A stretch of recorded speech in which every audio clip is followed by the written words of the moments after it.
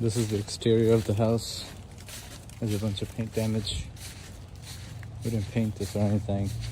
It was like this for years. Now it's a wooden siding.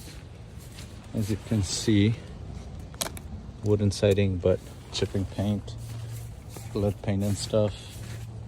Could be pretty old house, so gonna have to scrape those off properly and get it done professionally.